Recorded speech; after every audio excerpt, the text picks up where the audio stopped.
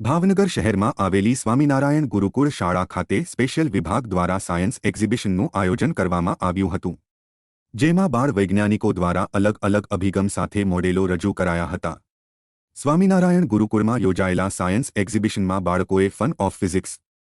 Science explore, effective environment and agro, dark room, robot and safety, solar and energy science, tech 1, energy of physics, beauty of biology and chemistry અને science tech 2 જેવા મોડેલો એક્ઝિબિશનમાં મૂકવામાં આવ્યા હતા, જેને પગલે પ્રદર્શનના નિહાળનાર લોકો મંત્રમુગ્ધ બન્યા હતા। બઝર વાગશે ને અંધ વ્યક્તિને ખબર પડશે કે સામે કોઈ વસ્તુ છે, એટલે પોતાની દિશા બદલીને અને આગળ વધી શકે।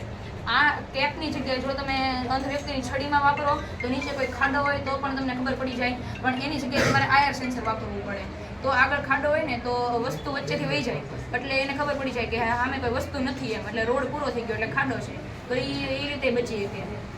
અને આવી સિસ્ટમ લારીમાં પણ યુઝ કરી શકો છો, જ્યાં સુધી ચોર દરવાજો બંધ નહીં કરે ત્યાં અંદર ચોર આવી ગયો, દરવાજો બંધ કરી દીધો હતો, ખબર ન હોય ને આમ મારો હોમ સિક્યુરિટી માટેનો પ્રોજેક્ટ છે, જેમાં છે ને આ બઝર્સના સેન્સર છે,